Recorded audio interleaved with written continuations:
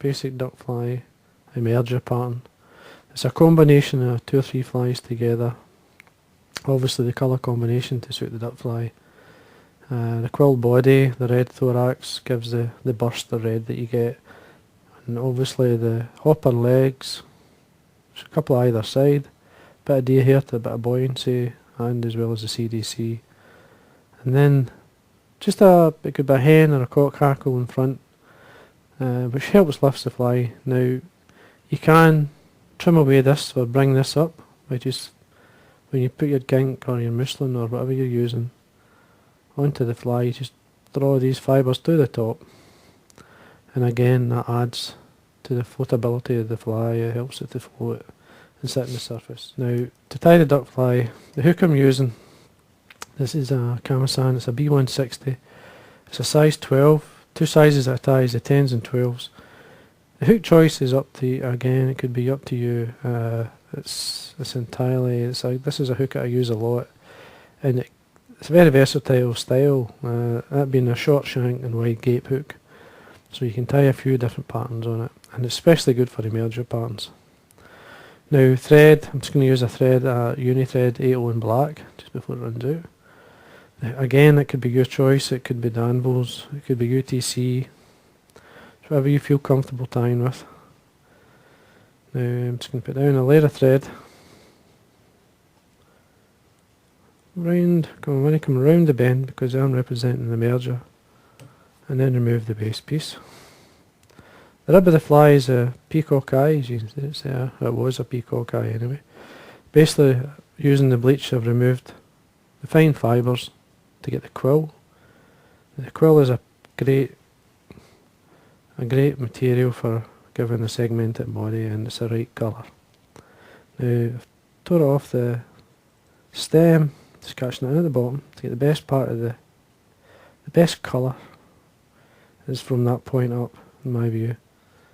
So I'm just using the thread as the underbody. Take it up to the line with the point of the hook. Now I'm going to show you a wee thing that you can do here. This is a permanent marker pen. It's just a basic German made, well known brand, as you can see. It's a red marker pen. Now I'm going to just run that on the body, and then what I'm going to do is then come in with some super glue, run it all the way around, not too much, enough that when you wind this up or rub the body of the fly, it's going to come in between each turn. Now in that there'll be a wee tiny bit of reddy black. Now if you're patient enough you can allow that to dry. I don't know if you can see that, but you can see the slight bulge of the super glue coming through. Now we're going to give that a minute or so to dry, and then I'm going to varnish it and then allow it to dry again. Now once the super glue is dry, they're ready to varnish it. Now I want a nice clear, a fine coat of clear varnish. Now it's got to be thin. Now what I'm going to do is just brush it on. I use a brush. This is Vineyard varnish that I'm using. This will seal it.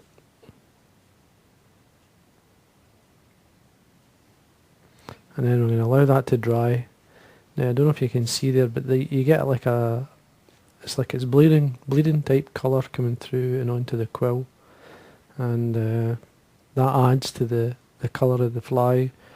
It's a simple technique, but don't touch it, just allow it to dry, be patient with the fly, and because I'm using a thin coat of varnish, it dries extremely quick.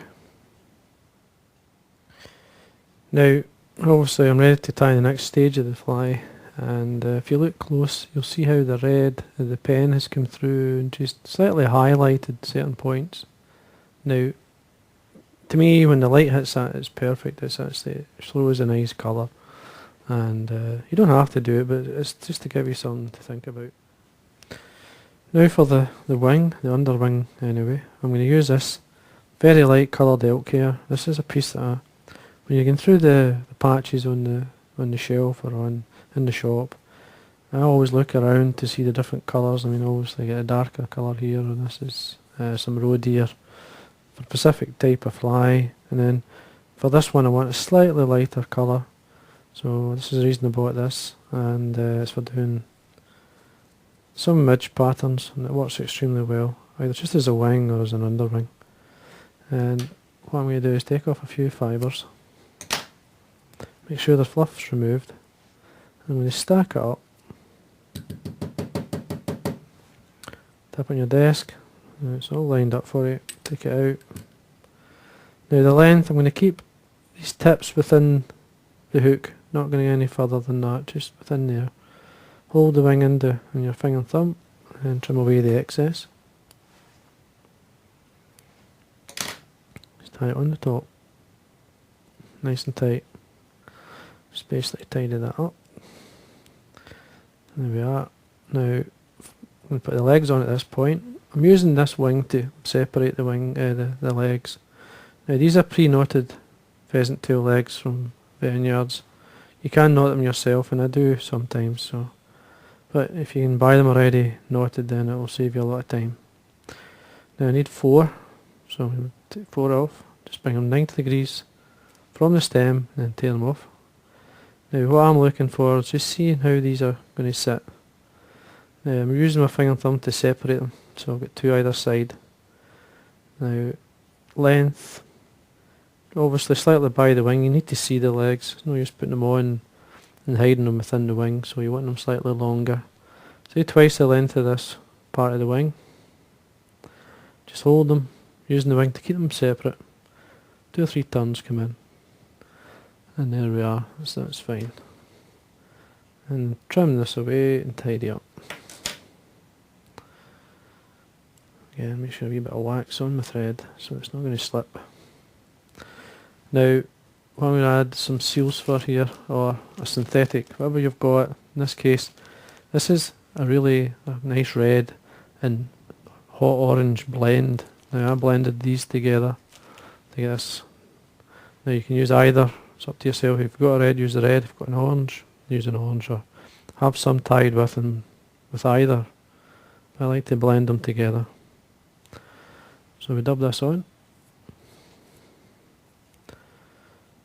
Just tighten up where we need to see where we are. It's fine. Leave room. You need to make sure you've got room. And that slipped a wee bit, so I'm going to go back. Always go back if you're not happy. Draw back these fibres.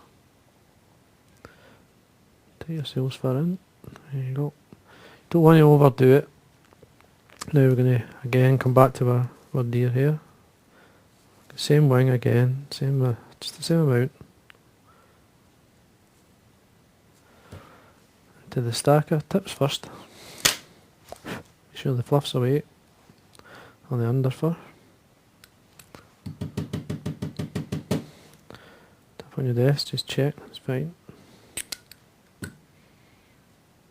Length, reach towards the back, so it looks like it's tapering up, sort of thing. Hold it. You can have them longer if you want, it's entirely up to yourself, but once you go by the back of the hook, you start to hide the fly. Now as you see, I trimmed it away and got it in. Just check. It's fine. Looks okay. Now, a couple of natural CDC feathers. Now when you're tying the bigger size, obviously you add a touch more. Like in this fly I'm adding 2 CDC feathers, you can add 3. So like, kinda like an F fly at the moment, so, and again, slightly longer than the underwing, so you get that nice taper out.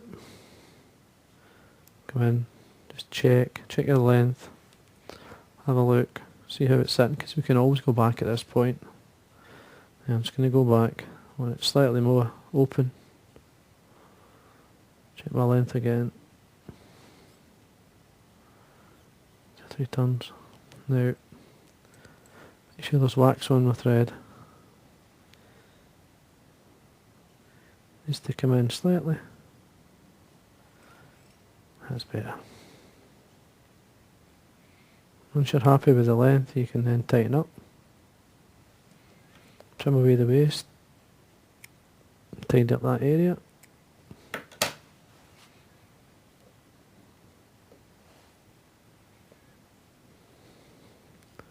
And then we're going to tie in a hackle. You can use a genetic hackle if you want, a hen hackle. I've just got this a Chinese neck, cock neck, dyed black. Remove the fluff from the bottom. Then we tie it in like it was more like a wet than a dry because I want it to lie back. I'm tying it in at the bottom of the hackle, the butt, remove the waste. A bit of wax on your thread to give you the grip. Small pair of hackle pliers here, just to make sure you can see what I'm doing. You can fold the hackle, just draw it through your fingers, and then wind on the edge.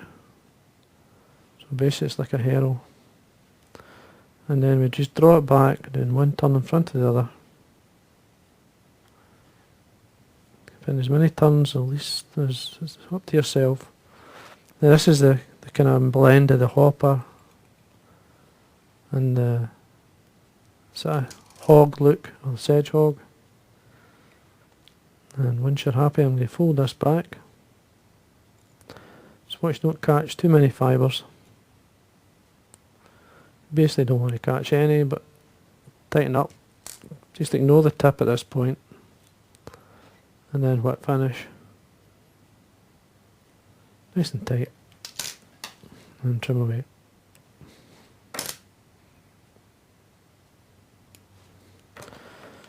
And there we are. See how the legs are sitting?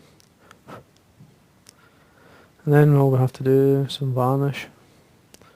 Come in. I usually like to make sure there's varnish on, so basically using the brush all the way around. Even if you fill up the eye, don't worry about it. Clean out the eye with a piece of wire, a feather or some sort. There we go. That's fine. Now another coat of varnish and that's it. Should be finished.